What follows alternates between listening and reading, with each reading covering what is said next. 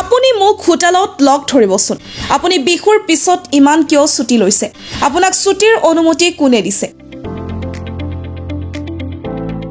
বিঅচাৰে ছুটি দিব নোৱাৰে নহয় দলগাঁও খণ্ড প্ৰাথমিক শিক্ষা বিষয়া কাৰ্যালয়ৰ বিদ্যালয়ৰ উপপৰিদৰ্শকৰ বিৰুদ্ধে ধন দাবীৰ অভিযোগ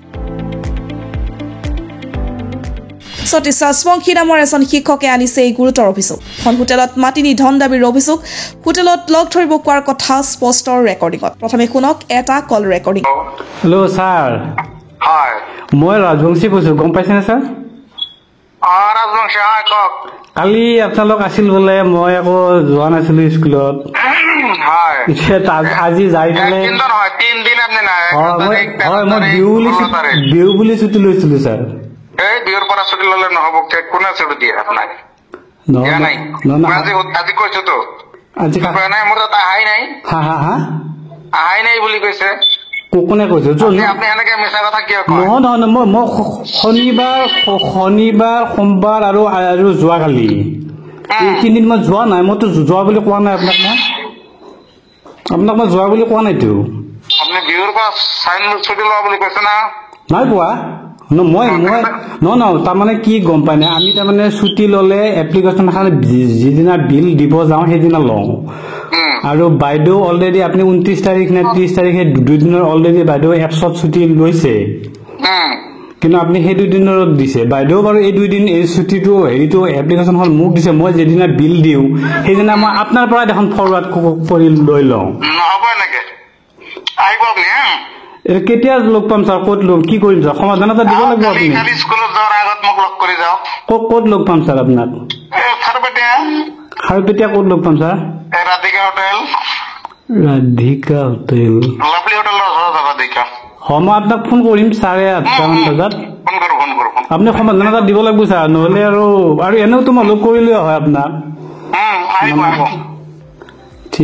ঠিক আছে দিয়ক দৰঙৰ দলগাঁৱত বিনা অনুমতিত বিদ্যালয়ত উপস্থিত নথকাৰ অভিযোগ তুলি ধন দাবীৰ অভিযোগ খণ্ড প্ৰাথমিক শিক্ষা বিষয়া কাৰ্যালয়ৰ বিদ্যালয় উপপৰিদৰ্শক আবুল কালাম আহমেদৰ বিৰুদ্ধে কাৰ্যালয়ৰ বৰমূৰীয়াৰ অতিশযত অতিষ্ঠ শিক্ষক দলগাঁৱৰ 5 নং অৰিমাৰী উত্তৰ প্ৰাথমিক বিদ্যালয়ৰ প্ৰধান শিক্ষক সতীশ ৰাজবংশীয়ে উত্থাপন কৰিছে এই ভয়ংকৰ অভিযোগ শিক্ষকগৰাকীয়ে আবেদন জনাই 3 দিন বিদ্যালয়ত অনুপস্থিতিত আছিল যদিও শিক্ষকগৰাকী নীতি বহিৰ্ভূতভাৱে উপস্থিত নথকা বুলি বিষয়াগৰাকীয়ে নিজৰ কাৰ্যালয়ৰ পৰিৱৰ্তে খাৰুপেটীয়াৰ ৰাধিকা নামৰ হোটেলত মতাই নি ধন দাবী কৰাৰ অভিযোগ পিছত উপায়ন্তৰ হয় ধন দিবলৈ বাধ্য হয় শিক্ষকগৰাকীয়ে ইফালে এনেদৰে বিভিন্ন সময়ত বিষয়াগৰাকীয়ে বহু শিক্ষকক ধন দাবী কৰি অহাৰো অভিযোগ উঠিছে সেই ভুক্তভোগী শিক্ষকগৰাকীয়ে শিক্ষামন্ত্ৰীক বিষয়াগৰাকীৰ বিৰুদ্ধে ব্যৱস্থা গ্ৰহণ কৰাৰ অনুৰোধ জনায় এতিয়া কথা হ'ল বিভিন্ন সময়ত বিভিন্ন বিভাগত বহু কাৰ্যালয় বিষয়াৰ বিৰুদ্ধে এনে অভিযোগ শুনি থকা যায় যদিও কিছুমান সৰু সুৰা কৰ্মচাৰী নিজৰ চাকৰিৰ কথা চিন্তা কৰি সহ্য কৰিবলগীয়া হয় তেনে ক্ষেত্ৰত এইবাৰৰ অভিযোগৰ তদন্তৰ অন্তত কোন সঁচা কোন মিছা প্ৰমাণিত কৰি কি শাস্তি হয় সেয়া হ'ব লক্ষণীয় বিষয় অৱশ্যে সঠিক তদন্তৰ পিছতহে পোহৰলৈ আহিব প্ৰকৃত সত্য ৰাজবংশী মই 5 নং অৰিমাৰী উত্তৰ প্ৰাথমিক বিদ্যালয়ৰ প্ৰধান শিক্ষক হৈ আছোঁ এতিয়া মোৰ স্কুলত SI ছাৰ আজি কিছুদিন ধৰি 3-4 দিনে আহিলে কিন্তু যোৱা বিহুৰ সময়ত মই 3 দিনৰ ছুটি লৈছিলোঁ কিন্তু তেওঁ 17 তাৰিখে আহি স্কুলত আহি পেলাই এবচেণ্ট মাৰিছে আৰু সেই এবচেণ্টৰ কথাখিনি মই গধূলি ফোন কৰোঁতে তেওঁ মোক ৰাধিকা হোটেললৈ মাতিলে আৰু পইচাৰ ডিমাণ্ড কৰিলে ইতিমধ্যে মই 1000 টকা দিয়াৰ পিছতহে তেওঁ আকৌ মোক তাৰমানে সেইখিনি মচি ফেলে বগা হোৱাইটনাৰ মাৰি ফেলে মোক আকৌ চহী কৰিব দিলে তাৰপাছত তেওঁ পিছদিনা আকৌ মোক ফোন কৰিলে কৰি মোক ক'লে যে মোক ফোন কৰিছে বেলেগ সংগঠনৰ পৰা গতিকে আপুনি চহীটো মচি আপুনি CL লিখি দিয়ক আকৌ মই CL লিখি দিলোঁ সেই চহীটোৰ ওপৰত আৰু সেইখিনি কথা মই ইতিমধ্যে মই বিঅচাৰক জনাইছোঁ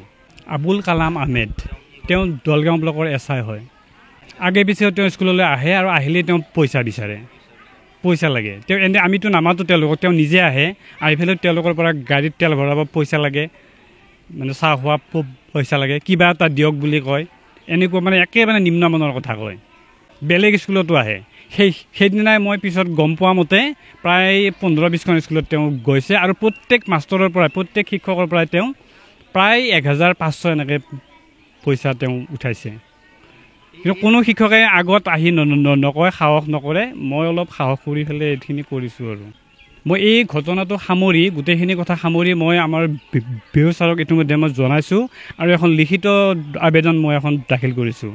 তেওঁলোকে এতিয়ালৈকে কোনো ৰিয়েকশ্যন কৰা নাই, পিছলৈ হ'ব বুলি মই আশা কৰিছোঁ। মই এইটোৱে আশা কৰিম যাতে এইটো বিষয়ত তদন্ত হওক আৰু তেওঁ সঁচা কথাটো কওক। আৰু মই এইটোও ক'ম যে এইটো তদন্ত হওক, তদন্ত হোৱাৰ সময়ত তেওঁ যদি এইটো হয় বুলি কয় বা নহয় বুলি কয়, মই তাৰ ব্যৱস্থা মই উপযুক্ত প্ৰমাণ দিম। মোৰ হাতত প্ৰমাণ আছে, উপযুক্ত প্ৰমাণ আছে। তেওঁ যে মোক ৰাধিকা হোটেললৈ মাতিছে, এইটো মোৰ হাতত উপযুক্ত প্ৰমাণ আছে। কৰিম যে এইটো তদন্ত হওক আৰু তেওঁৰ ওপৰত বিহিত ব্যৱস্থা লওক। নহ'লে শিক্ষা ব্যৱস্থাটো আমি ইমান মানসিক চাপত থাকিব লগা হৈছে, ইমান দূৰৰ পৰা আহোঁ, ইমান মানসিক চাপত থাকিব লগা হৈছে। এওঁলোকৰ নিচিনা বিষয়ববীয়াবিলাকৰ কাৰণে আমি বহুত মানসিক চাপত থাকিব লগা হৈছে। মই যিখন ছুটিৰ আবেদন কৰিছিলোঁ সেইখন আবুল কালাম আহমেদেই SI যিজন তেওঁৱে মোক এপ্ৰুভ কৰাই দিছিলে। তেওঁৱে আকৌ মানে কি এবচেণ্ট লিখিছে মোৰ হেৰিত, মোৰ ছিগনেচাৰ এটেণ্ডেঞ্চত হেৰিত আৰু হয়, মই দৰখাস্ত কৰি ছুটি লৈছিলোঁ। আৰু সেইটোৱে নিয়ম। তাৰমানে আমাৰ দৰখাস্তখন কৰি আমি হেৰি কৰোঁ, মানে 20 তাৰিখে যেতিয়া বিলখন দিওঁ, বিলৰ লগত একেবাৰে আমি এপ্ৰুভ কৰাই লওঁ। সেইটোৱে নিয়ম আমাৰ, আমি সেনেকৈ চলি আছোঁ। সেইটো আৰু এপ্ৰুভ হৈছিল আৰু তেওঁৱে এপ্ৰুভ কৰিছিল। সেইটো ইণ্টাৰেষ্টিং বিষয়, তেওঁ নিজে এপ্ৰুভ কৰিছে, সেইটো এটা ইণ্টাৰেষ্টিং বিষয়। তাৰপিছতো তেওঁ মোক দাবী হুমকি দি তেওঁ হেৰি কৰিছে, তেওঁ মোৰ পৰা এবচেণ্ট লিখিছে আৰু এবচেণ্ট লিখি মোক মাতি পঠাইছে ৰাধিকা হোটেললৈ আৰু মই পইচা দিব লগা হৈছে। তাৰপিছত আকৌ পইচাটো দিয়াৰ পিছতহে তেওঁ মোক চহী কৰিব দিছে। ডিমাণ্ড কৰিছিলে মোক কিবা এটা দিয়ক বুলি কৈছিল। কিবা এটা দিয়ক বুলি কওঁতে মই কি দিম? প্ৰথমতে 1000 টকা দিলোঁ, তাৰপিছত তেওঁ আৰু অলপ দিব লাগে বুলি কৈছিল, কিন্তু মই নিদিলোঁ। মনৰ শান্তিত মই দিয়া নাই, একেবাৰে মোৰ মনৰ শান্তি নাই। মই বহুত আৰু সাংঘাতিক ধৰণে মই মানসিক চাপত আছোঁ। মই যেন কোনোবা জন্মত কিবা পাপ কৰিছিলোঁ এনেকুৱা লাগি আছে মোৰ। মই যেন পাপৰ বোজা এটা লৈ আছোঁ, এনেকুৱা মানসিক চাপ দি আছে তেওঁলোকে। অফিচৰ মানুহবিলাকে, অফিচৰ বিষয়ববীয়াবিলাকে এনেকুৱা চাপ দি আছে, মানে সাংঘাতিক মানসিক চাপত আছোঁ। ৰাতিপুৱা আহোঁ, গা চা ধুই বঢ়িয়া মানে মানসিকতা মানে লৈ পেলাই আহোঁ। মই দুমনিচুকীৰ পৰা আহোঁ। হয়, যথেষ্ট দূৰ হয় মোৰ। হয়, সোমাব লাগে। তথাপি মই টাইমত আহি পাওঁ। হয়, মই প্ৰধান শিক্ষক নহয়, মই চাৰ্জত আছোঁ।